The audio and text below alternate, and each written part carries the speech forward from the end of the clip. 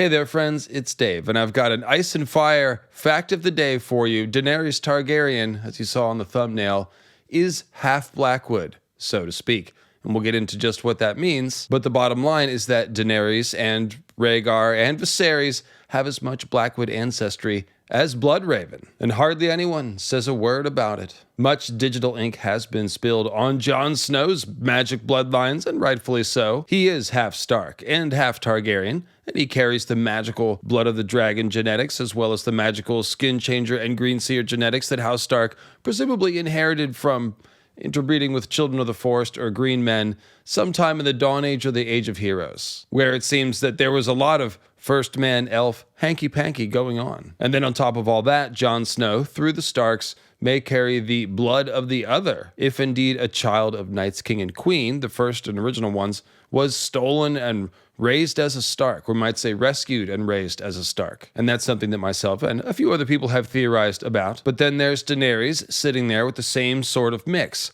Half blood of the dragon, half magical first man skin changer blood, and I just can't remember anyone ever talking about it or ever hearing a theory about what the purpose of it is. So yeah, over the years, I've often wondered, could it really be meaningless that the last two bloodlines to marry into House Targaryen before the birth of Dany and Rhaegar were House Dane and House Blackwood, two of the most, say it with me, magical and mysterious houses in the books apart from Stark and Targaryen. Not only does that not seem like a coincidence, it seems like something we should have a theory about. And good news, that's what we do here. I covered the question of the Dane blood in the recent video called Why is Dany 1/4 Dane? And so we are here today to ponder the possibilities of why George Martin decided to make Dany and her brothers half Blackwood. And just to give it to you straight off the top, there are basically two possibilities that I'm thinking about here. The first possibility is that the original Valyrian dragon bond may have been created with skin changer or green seer magic. And if that's the case, then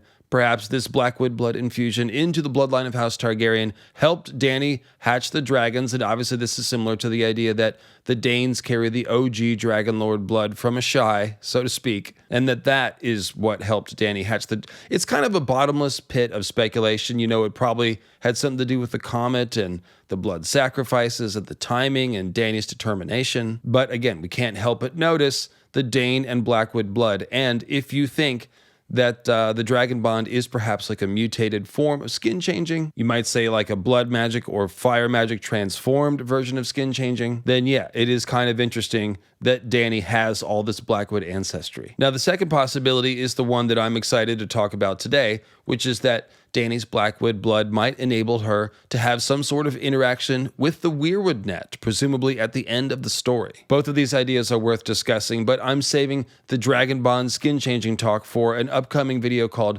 Nissa Nissa Explained that I want to do soon. And so today I have for you a hopefully solid theory about a potential Dany Weirwood net endgame that I've been wanting to talk about for years, as a matter of fact. Dany's House of the Undying sequence has always looked to me like a detailed foreshadowing of her journeying into the heart of winter to face the others with her dragons. And that's where this theory really all comes together, because the House of the Undying is a temple devoted to magic trees made of black wood. And they, through symbolism, show us how Dany's Blackwood blood will enable her to do some heavy-duty tree magic in the heart of winter to save the world, and also the souls of everyone who's ever been whited by the others. Nothing less, nothing less. We're also going to talk about the strange half Weirwood, half Blackwood doors that George has put all over the world of A Song of Ice and Fire. They're in the House of Black and White, in the House of the Undying, and a few other places. And they seem to be telling us something about the relationship between Weirwood trees and Shade of the Evening trees, which is very important for today's theory. So we're going to talk about that and just what the shade trees are,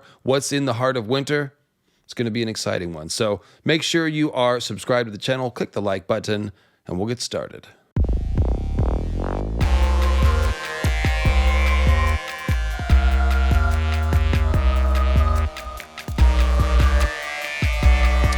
But first, the good news. So many of you guys, thank you, checked out our Flexispot offer from a few months back, that Flexispot is back to sponsor another video, which they did by sending me a bunch of cool stuff and allowing me to offer you discounts on said cool stuff, namely their E7 Plus standing desk and C7 Morpher chair. That's right, check out my new studio setup, everyone, which very nicely matches my aesthetic. Oh yeah, and hey look, a dark bamboo desktop for a video about Blackwood. That's called synergy, folks. Now, my old setup was a fixed height standing desk, which I made myself, and I was very proud of that. But my only option when I wanted to take a break from standing was this stool. But now with the E7 Plus, I can just hit the button and make it a sitting desk and treat my buns to the comforts of the C7 Morpher chair's next-gen upgraded hybrid mesh-addressed cushion material, which they're saying provides 30% more breathability and reduces hip pressure by 20%, but frankly, it feels like more than that. The C7 Morpher chair is the most relaxing seat I've ever sat, and it's not close. The backrest has flex lean tech, which adjusts forward up to 10 degrees to match your sitting style, and the lumbar support will have you reminiscing over your pump shoes from high school, because you can inflate the air lumbar tech with this pump button, and it's oh so satisfying and supportive. It's also got the very adjustable headrest, and the entire support system moves with you when you change your posture. The C7 Morpher chair is so well made that Flexispot offers a 10-year warranty and a risk-free 30-day return policy. Now for me, if I was going to replace my main work desk, I needed something with a large desktop that was really supportive, so I went with the E7 Plus four-legged standing desk, which as you can see is very strong. Its four-leg design confidently supports at least 540 pounds, which is twice as much weight as Flexispot's two-legged E7 and even more weight than the comparable, but more expensive, Uplift V2 desk. The three-stage legs can adjust up to 51.5 inches, over 4 feet, which is higher than any other four-leg standing desk you can buy, compared to other four-leg standing desks, which are typically priced higher than $1,000. The E7 Plus gives you a budget-friendly option with nearly the same experience. It's so well made that Flexispot offers a 15-year warranty on everything but the desktop and the same risk-free 30-day return policy as the chair and everything else from Flexispot. Flexispot is having mega sales right now, so this is a great time to get yourself an E7 Plus four-legged standing desk. And if you're on more of a budget, they do have other options on their website, such as the E7 Premium, which is also a fine choice. Simply click the link in the description below the video to learn more, and don't forget to get $30 off your desk with my code YTE730, and you can also get 30 off the C7 Morpher chair with the code C730. Thanks for checking out Flexispot, guys. Checking out our sponsors is a great way to support the channel. It means a lot, so thank you. And with that said, let's get back to the video.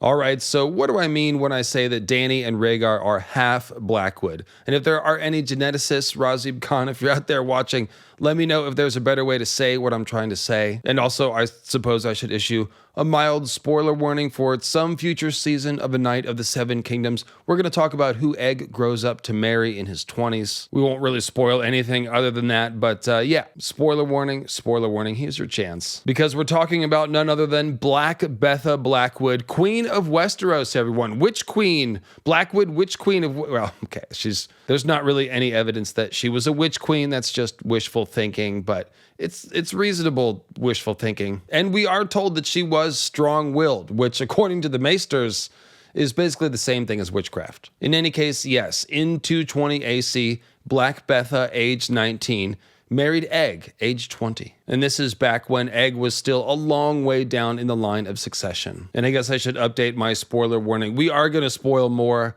than who he marries. I'm sorry. It's just how it is. So yeah, Egg is way down in the line of succession, but then, as most of you will know, a whole bunch of Targaryens die, which led to Egg taking the throne as King Aegon V Targaryen 13 years later in 233 AC. And that's how Black Betha Blackwood became the Queen of Westeros, and more to the point of today's video, the mother of the royal line of House Targaryen that led to Dany and Rhaegar. Now, there were 2 generations between Egg and Black Betha's kids and Dany and Rhaegar, but those were 2 generations of brother-sister incest. So in a way, it's kinda sorta like Egg and Black Betha are Dany and Rhaegar's parents. So just to trace out the family tree for you, as you can see on the screen, Egg and Betha's kids, Jaehaerys II and Shera, are half Blackwood, and then they marry each other and have incest babies, Aerys and Rhaella, who then marry each other and have incest babies Rhaegar, Viserys, and Daenerys. Hashtag abomination. Therefore, it's that same approximate half Blackwood, half Targaryen genetic mix passed all the way down, albeit scrambled up a bit more with each generation. So in terms of dominant and recessive, it kind of looks like the Blackwood dark hair looks are recessive to the Targaryen looks, since Egg's kids came out mostly Valyrian looking with the exception of Duncan, Prince of Dragonflies. However, we can easily imagine that one of the reasons why Jon Snow came out with darker hair and eyes is because he has genes for dark hair and eyes on both sides of his family tree. And yes, obviously, when George originally wrote Jon Snow to have dark hair and eyes, he did so because he wanted to keep Jon's Targaryen ancestry secret. But his fleshing out the recent Targaryen family tree in subsequent years with these Blackwood genes makes it all more plausible. Now, we are told that Egg and Black Betha married on account of true love, which is refreshing because the first thing that you might suspect is that this match was the work of Bloodraven, who was 45 years old in 220 AC and fully at the height of his Hand of the King,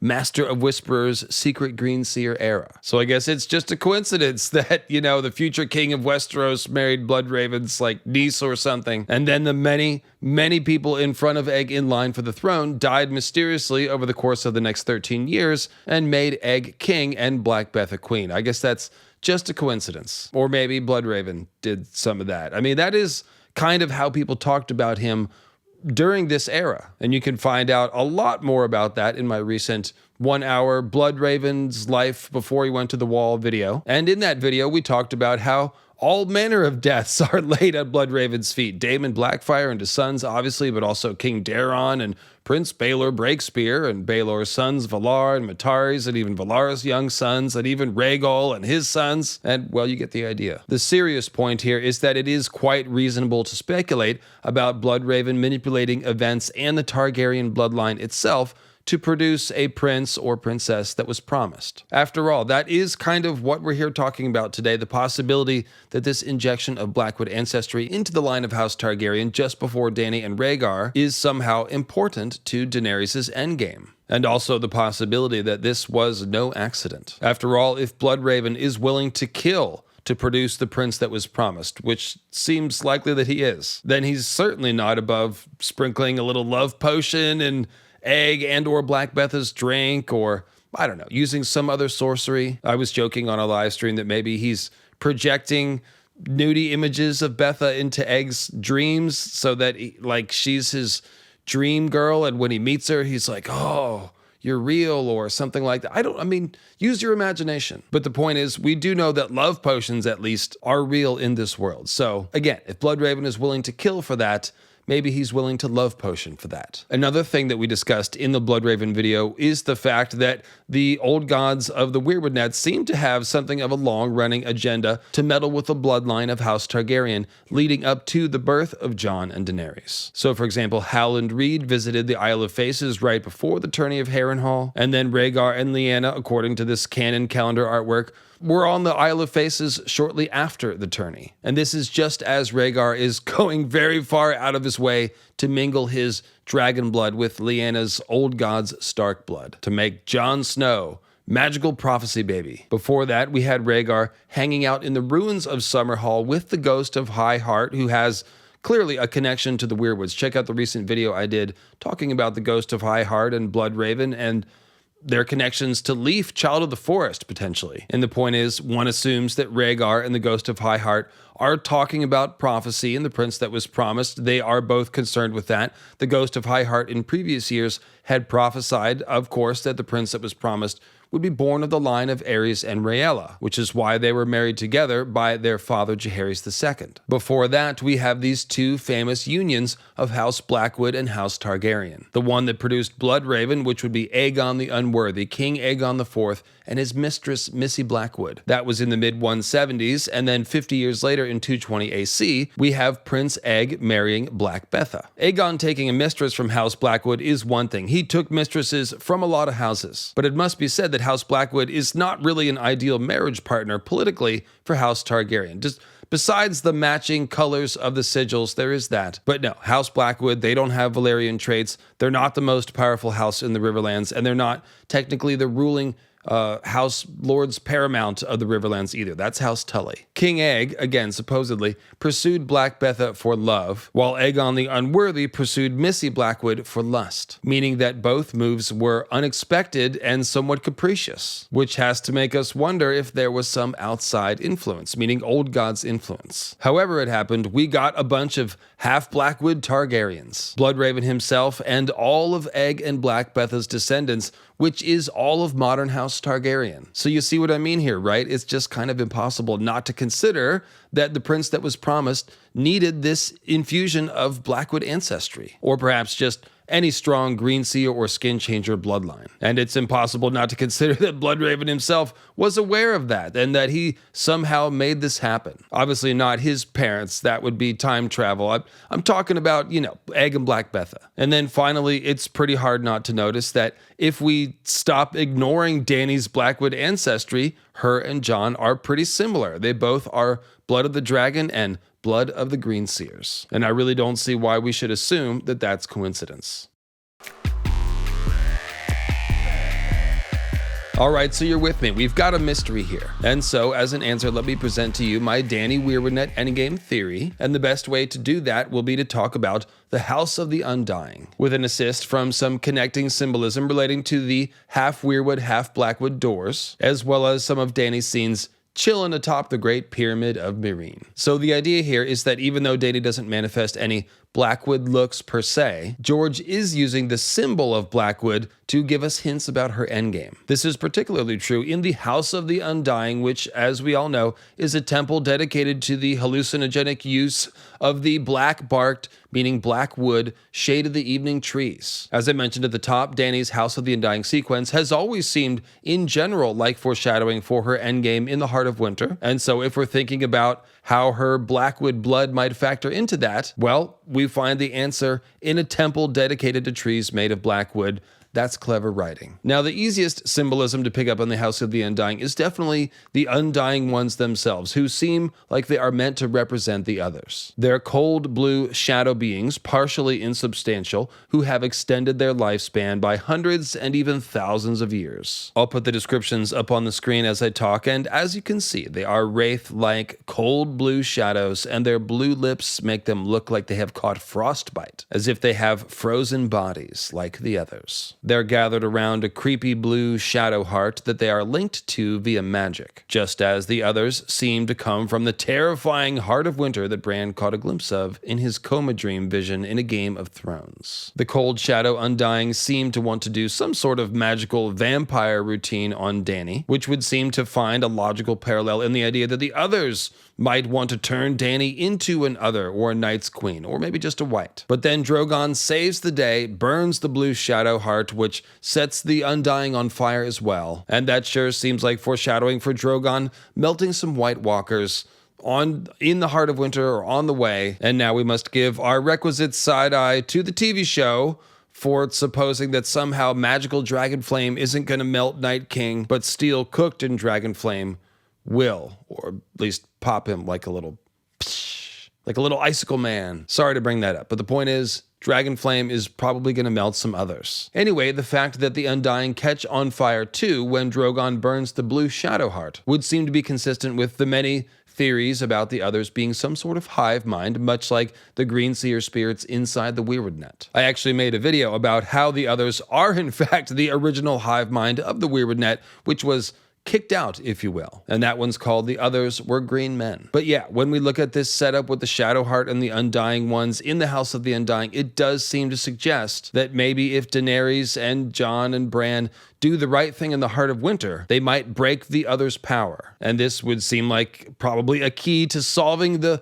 long-term problem of the Others and the messed up seasons. And yeah, you can see where this theory is going. There's a lot more detailed foreshadowing here, such as the fact that Dany has to go through a forest of these Shade of the Evening trees to reach the House of the Undying. That would seem like an analog to Dany going through the haunted forest on the way to the Heart of Winter, and something that points to the general presence of magic trees beyond the wall and potentially in the Heart of Winter. The door to the House of the Undying is pretty hard to miss. It's a big, huge carved mouth, so that obviously reminds us of the Black Gate below the Night Fort, a giant Weirwood face that you have to walk through after you say the original Night's Watch vows and it opens up real wide. Along the same lines, the minuscule dwarf that serves Dany the psychedelic Shade of the Evening Warlock wine would seem to have a clear analog in the Children of the Forest, who serve Bran the psychedelic Weirwood paste and who are also very short. But not as short as the knee-high dwarf, because he's teeny tiny. Still, the parallels here are fairly undeniable. And even the series of weird flavors that Dany and Bran both go through as they eat and drink the nasty at first, but good at the end, Warlock wine and Weirwood paste. And that brings us to the trees themselves. All right, let's talk about those shady trees, because they are pretty shady. And they are so comparable to Weirwood trees that many people have speculated that they may be cousin species, or that perhaps the Shade of the Evening trees are simply transformed or even poisoned Weirwood trees. It's hard not to notice the parallels. The black-barked Shade of the Evening trees and the white-barked Weirwood trees, they seem like ice and fire color-inverted cousins, with blue representing ice and red fire, black for darkness and white for light. And of course, both trees produce hallucinogenic substances that help turn people or elves into wizards with extended lifespans. I personally think that the shade trees started off as Weirwood trees in the Shadowlands by a Shy, but were poisoned by the oily black stone, meaning by the hypothetical meteor impact event, and that a few of these poisoned Weirwood trees were then later transplanted to Karth, where they became the center of a messed up cult. Check out the livestream called Was the Bloodstone Emperor a Green Seer that I did with the wonderful Grey Waste Tim to hear us explore that idea for about 3 hours. If that kind of thing is your bag. Whatever the truth of the shade trees is, transformed Weirwood or just cousin species of magic tree, we should have little doubt that they are related, because George, again, really does seem to love that symbolic motif of the yin-yang doors. And this also does seem partially inspired by the Grateful Dead Steal Your Face logo, which looks almost exactly like the doors of the House of Black and White. But they're in a bunch of other places, and basically I'm talking about some kind of half Weirwood, half Blackwood doors. That persistent Weirwood-Blackwood pairing has always seemed to suggest some sort of connection between the magical Weirwood trees and the magical Shade of the Evening trees. And you'll notice that it even extends beyond the literal black and white doors. So, for example, House Blackwood has a giant, half-dead white Weirwood tree. And the Black Gate at the Night Fort is made of white Weirwood. Even the white Weirwood moon door in the Eyrie, when you open it up the first time in the story, we see blackness punctuated by stars that look like eyes. But it really is the House of Black and White, which is particularly suggestive. Its giant front doors, one of Weirwood and one of ebony, have a huge carved face on it that reminds Arya of a heart tree. But half of the face, again, is carved from ebony, from black wood. Inside the temple, and I'm not sure if there's any art for this, we'll see in post-production, but of course we find a bunch of chairs. White Weirwood chairs with black ebony moon faces, and ebony chairs with white Weirwood moon faces. And of course, a Weirwood chair is the next best thing to a Weirwood throne, so what's being implied here? Are there Shade of the Evening tree thrones out there somewhere? Are they just equivalent magical trees? Are the shade trees transformed Weirwoods? You see what I'm saying? There is some relationship. Turning back to the House of the Undying, most of you will recall that Dany sees a similar pair of Weirwood and ebony doors, but they're a lot trippier because her brain is coursing with Shade of the Evening hallucinogens. To her right, a set of wide wooden doors had been thrown open. They were fashioned of ebony and Weirwood, the black and white grains swirling and twisting in strange interwoven patterns. They were very beautiful, yet somehow frightening. So these, of course, are the doors to the grand-looking chamber of fake Undying Ones that Dany sees right before finding the real decrepit Undying Ones in their dark, dingy, indigo-awash chamber. Given that the Undying Ones and their cold shadow heart seem like a good parallel to the others and the Heart of Winter, the implication of Dany seeing these doors would seem to be that in the Heart of Winter, Dany's going to find something relating to this mystery of how shade trees and Weirwood trees are connected. Perhaps she'll find some sort of blackened, frozen Weirwood tree, or perhaps she'll find a literal Shade of the Evening tree. Perhaps that's what a Shade of the Evening tree is. We'll actually return to this idea later in the video, but let's move on to the next section for now. Alright, so you're with me. It sure seems like Dany might be going to the Heart of Winter to face the others and to interact with magic trees. So now let's talk about what she's going to do there and how she's going to become the breaker of ice chains. Because I do think the most powerful foreshadowing here in the House of the Undying suggests that Dany will help liberate the whites, which I've talked about in a few videos here and there, chiefly the one called Born to Burn the Others. There is this running pattern of Dany using her dragon power to kill slavers and liberate slaves, which, and also which I think is leading up to her burning the others to free the ice whites, who are essentially enslaved to the others. Instead of their souls finding the peace of the grave, they're apparently stuck inside their icy body, watching all of this uncontrollable horror unfold. The best example of this is when Daenerys has Drogon burn the wise masters of Astapor to liberate the Unsullied and other slaves. The face of Krasniz, the head slaver, melts like another would. And even more than that, the Unsullied are just really good analogs, seemingly intentional analogs to the whites. The Unsullied have had their identity and free will and even their names taken from them. And they're described as brick eunuchs with dead eyes. And that's comparable to the hard as stone hands of the dead whites. Dany, of course, reverses all that with her dragons, giving the Unsullied back their liberty and the ability to choose their own names. In fact, Dany's entire struggle to liberate the Unsullied and the other slaves is directly analogized to her coming struggle with the others via a dream that she has the night before the liberation of Astapor. That's the dream, you probably remember it, where Dany is mounted on a dragon. It's like a weird version of the Battle of the Trident. She's mounted on a dragon instead of a horse, and her enemies are armored in ice. So they're like others, but they're also the troops of Robert the Usurper. So again, it's a mishmash of the Battle of the Trident and Dany fighting the others. And as she melts the others into the River Trident, she exults and thinks, this is how it was meant to be. And then the next day, as she's about to face the wise masters, she thinks it's time to cross the Trident, meaning that her dream has inspired her to use the dragon fire against the slavers, and that this battle is her battle of the Trident. And that in turn invites we, the reader, to compare Dany burning the wise masters to liberate the Unsullied to her dream the night before where she is burning the others. So at the House of the Undying, it is Dany herself who is the one at risk of being enslaved. However, her dream visions give us a glimpse of her liberation at Astapor, which hasn't happened yet. This makes sense because Dany burning the Undying so she won't be enslaved is another foreshadowing of Dany fighting the others with dragons. And so here are the lines that I'm talking about. 10,000 slaves lifted blood-stained hands as she raced by on her silver, riding like the wind. "Mother," they cried, "Mother, Mother!" They were reaching for her, touching her, tugging at her cloak, the hem of her skirt, her foot, her leg, her breast. They wanted her, needed her, the fire, the life. And Dany gasped and opened her arms to give herself to them.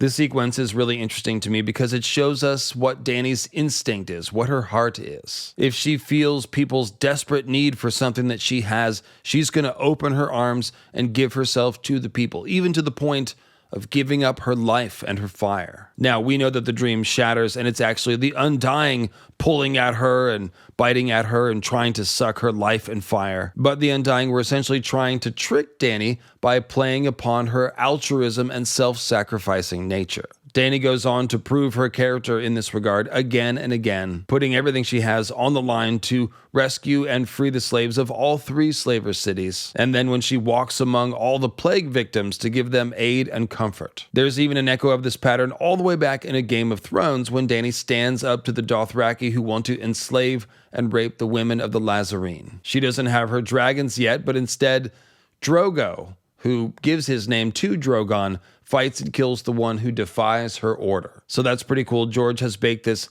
liberation of slaves through dragons foreshadowing basically into her entire plot. So here's the big thing, and this is the thing that originally got me thinking that Dany might have a Weirwood Net endgame. That line, 10,000 slaves lifted blood-stained hands. Well, it also creates the image of a Weirwood Canopy because of the related descriptions of the Weirwood leaves being shaped like bloody hands. So let's go to the next section so I can tell you what I think exactly Dany has to do to liberate the army of the dead. All right, so just to sum that up, make sure we're all on the same page here. There seems to be this very cool pattern of Dany using her dragon fire to melt slavers and liberate slaves that seems to be leading up to her melting the others to liberate the whites. Then at the climax of her House of the Undying Visions, the hands of these slaves crying out to Dany are all like bloodstained hands, 10,000 bloodstained hands, which I just said is like a Weirwood Canopy. This could make sense if the bondage of the Ice Whites is somehow tied to the Weirwoods. And so here are the bloody hand Weirwood quotes, starting with a dance with dragons. The heart tree stood before him, a pale giant with a carved face and leaves like bloody hands. So that was Theon looking at the Winterfell heart tree, and back in a Game of Thrones, the first time we saw that Winterfell heart tree, there's a near identical match to the language from Dany's House of the Undying scene, 10,000 slaves lifted bloodstained hands, and here it is. The heart tree, Ned called it. The Weirwood's bark was white as bone, its leaves dark red like 1,000 blood-stained hands. So I would submit that this wording is very intentional, because when Dany actually does liberate the Unsullied and the other slaves that she foresaw the liberation of in the Undying Vision, Martin is sure to echo the same language. Cheering slaves lifted blood-stained hands to her as she went by and called her mother. So you can see what I'm talking about here. When Dany is giving herself to the slaves, lifting the blood-stained hands in that House of the Undying Vision, it is like she is falling into the canopy of a weirwood tree, which is in fact a canopy of entrapped souls. And the fact that the weirwood has those leaves like bloody hands probably could have been a clue from the beginning that there's a bunch of dead people in there. And so yes, it does seem like Dany is giving herself to the Weirwood tree in order to liberate all of these slaves, who in the heart of winter would be the army of the dead, the Ice Whites. And those Ice Whites, they have bloody hands too, as we know. When a man dies, the blood runs into his extremities and congeals, and then when he's turned into a zombie, he's got bloody hands. They're black instead of red. But yeah, they're a perfect parallel to the Weirwood Canopy and to these slaves lifting the bloodstained hands, calling out to Dany for her fire so that they can be liberated. And so I asked the question, could it be that Dany will actually go inside the Weirwood net to liberate the Ice Whites? Does the magic that keeps the Ice Whites enslaved to the others come from or flow through the Weirwood tree, the white tree? The white tree, that's right. And there are some interesting Norse legends about draugrs and other undead things being tied to certain trees, which we don't have time to get into. But of course, we have talked a lot in other videos about the idea that the others, their power comes from the Weirwood trees, with their raising of the army of the dead being essentially like a dead version of skin changing. So if anything like that is true, and I'm not the only one to speculate about the others, using some altered form of Weirwood magic, then yes, a good way to break the others' power and liberate the whites might be going into whatever messed up heart tree is in the heart of winter. And I think that is kind of the meaning of this big pumping blue heart in the inner sanctum of the House of the Undying. It represents the heart of winter, yes, but it's literally a heart pumping blue blood. So it's kind of like an alt version of a heart tree, which pumps red blood, one which evokes the blue blood of the others. So again, we see this implication that the others are tied to the Weirwood trees, and that in the heart of winter, we should find some sort of frozen or corrupted heart tree. So there's a great quote that I've been saving, and it's this interesting exchange between Daenerys and Xaro Xhoan Daxos. But later in the story, it's in a dance with dragons in Meereen, and Dany is sort of asking Xaro, hey, do you know how those Unsullied are actually made and trained? And he answers, cruelly, I have no doubt. When a smith makes a sword, he thrusts the blade into the fire, beats on it with a hammer, then plunges it into the iced water to temper the steel. If you would savor the sweet taste of the fruit, you must water the tree. This tree has been watered with blood. How else to grow a soldier? Trees watered with blood, you say? Well, we have those in this story. Those are the Weirwood trees. And we've already seen the Unsullied paralleled to the army of the dead, stripped of their identities. And here they're being compared to soldiers that come from trees watered with blood. And these are the ones that Dany liberates. So this fits very, very well with this House of the Undying vision of Dany falling into this canopy of blood-stained hands in order to save the enslaved people. The message is the same both times. Breaking the hold that the others have on the whites must involve the Weirwoods. And so that's the theory, more or less. Dany is going to journey into the heart of winter, likely with Jon and the dragons, and they're going to unfuck the Weirwood trees, likely with Drogon's help, judging by the House of the Undying, since he's the one who roasts the Blue Shadow Heart. And that should liberate the Whites from bondage. But it may require Dany to leave the physical plane and enter the Weirwood net itself, to fall into the Weirwood Canopy. It's kind of like crowd surfing at a concert, except for it's a bloodthirsty tree with trapped souls attached to it. And to answer your question, she may or may not come back out of the Weirwood net. I would probably lean towards predicting that she actually will have to give up her life fires in order to cleanse the messed up trees or the half of the Weirwood net or whatever it is, and that will make her a kind of goddess of the dead, which would make a lot of sense. She'd be a goddess of the dead inside the Weirwood net, but I suppose it is also possible that she'll come back out of the Weirwood net just as she walked out of the House of the Undying, as it was burning behind her. Either way, I believe that this is why George has all these freed slaves call her mother, because she will essentially be granting all of these whites, again, from hundreds and thousands of years that have been trapped all this time, she'll be granting them the sweet, desired, peaceful rest of the grave that they have longed for. And that fits pretty well with the fact that Dany doesn't just liberate the Unsullied and all the other slaves, but becomes their leader and their mother. So again, it just makes me think of her becoming a goddess of the dead inside the Weirwood net. She'd be leading all of these tortured souls into the afterlife, and to be honest, that's about as spectacular a fantasy ending as one could write for a character. If indeed this is Dany's final act on the physical plane, then it's certainly bittersweet, which is how Martin has always described the end of his story. But it would also be completely heroic and consistent with Dany's story arc as a liberator. And I know I said this at the top already, but think about that. She's not only going to be helping to save the world, but also saving the souls of people who were born and died hundreds and thousands of years before Dany came along. And that's pretty freaking epic. So to the point and title of this essay, it may be that Dany having Blackwood blood is what enables her to do whatever version of all this wild speculation that Martin may intend to write. The fact that in the House of the Undying, Dany has to take this hallucinogenic substance and then journey through a realm of illusion to meet the Undying would seem to suggest that the victory that Dany needs to win,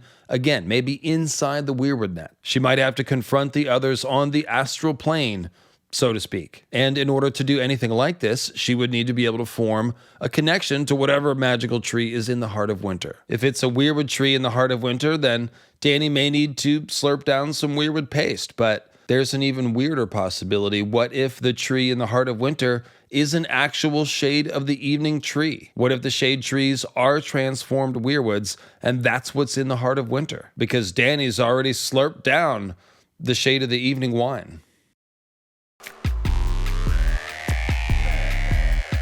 And that means that Dany may already be wed to the magic tree in the heart of winter. So, a lot of slurping down in the last section. Sorry about that. But yes, not only did Dany's ancestor, Egg, marry a Blackwood, Dany herself has already married a Blackwood. She's already wed a Blackwood tree, in a manner of speaking. So this comes from commenter at user WQ1DT7Li2X.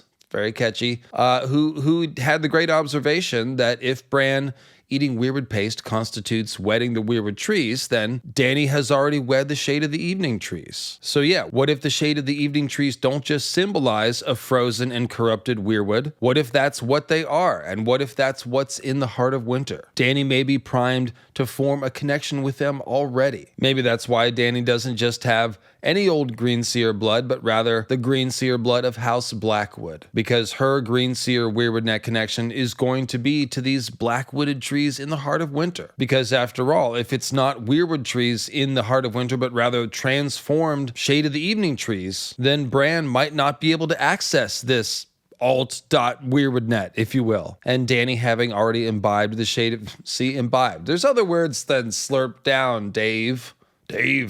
She's already imbibed the shade of the evening, and so that may enable her to do what Bran cannot. This would really be an awesome way to build on Dany's House of the Undying experience. It wouldn't just have been foreshadowing her endgame, but actually setting up her endgame. Now, the idea that the shade of the evening trees could be what's in the heart of winter and at the heart of the Others' power does make a certain amount of sense. I mean, consider the name. The Others are associated with the long night, so their trees would be shady. Because, as Old Nan says, it was in that darkness that the Others first came white walking into Westeros. Euron is already no, Euron slurps it down. I'm sorry, but he does. He has been slurping down the shade of the evening, and he has a lot of symbolism that is consistent with a Night's King archetype. Me and Greywaste Tim and many other people have long been debating whether this is just a symbolic parallel or whether Euron somehow will become a new Night's King, meaning a new leader of the Others. And if it is a shade of the evening tree in the heart of winter, then the same logic works for Euron. This gives Euron a way to actually interface with the Others somehow. So you can check out my video, Night's King Crow's Eye, for a little more on that, and we'll definitely come back to this idea in the live stream this upcoming Sunday. What will Dany, again, the clickbait title, what will Dany find in the heart of winter? Now, in any kind of scenario like this, where the Undying trees turn out to be actually transformed weirwoods, then I would definitely hypothesize that the shade trees in Qarth did come from a Shy originally. And this would essentially be a scenario where multiple meteor impacts in different places in the world turned weirwood trees into shade trees, obviously in the Shadowlands by Qarth, and probably somewhere in Westeros like the Heart of Winter. The reason why the Undying in Qarth don't have icy golem bodies like the Others do is simply because they're not in the far north, and more likely because they didn't receive the spells of Night's Queen, who seems to have given the Others bodies. At least I think that's what happened. And so the Undying are just cold, partially insubstantial shadow spirits. But you see what I'm getting at. In a different scenario, they could have turned into Others. And so yeah, there's a lot more to explain here, and also with the black and white doors and a bunch of other stuff. So check out the upcoming live stream, What Will Dany Find in the Heart of Winter?, where me and a couple friends will do our thing. We'll flesh all this stuff out for a couple hours. We'll take questions from the chat, and we'll see if we can't get down to a little more specificity. And we'll try to find some more clues about what the shade trees really are, and if that's what's in the heart of winter. But first, don't leave yet, don't leave yet. I've got one more really cool thing to show you. And by the way, if any of you Elden Ring fans are watching this and busy typing comments about how Mr. David Lightbringer, your theory about Dany and the Weirwood Net sounds an awful lot like something that happens in Elden Ring, then please keep typing, because I know that there is something similar to that, but I don't know it well enough to explain it. But if you guys leave some good comments, then I will read them and respond to them on the live stream on Sunday, and we can talk about it. Because in case you haven't heard, yeah, George had a lot to do with the backstory of Elden Ring, and there is a magical tree goddess transformation thingy. So with that said, let's talk about the Ebon Bench that Dany sits on, because it is a throne of Blackwood, that's right. So as we know, after she liberates the Unsullied and the other slaves in the 3 slaver cities, Dany ends up the Queen of Meereen, high atop the pyramid, the Great Pyramid of Meereen. When she holds court, she sits upon the Ebon Bench, and that is a throne of Blackwood. So again, we have to think of the House of Black and White and those yin-yang chairs of ebony and weirwood, and ask the question, is there a shade of the evening throne somewhere? So now out in the garden atop the pyramid, Dany sits by her persimmon tree, which,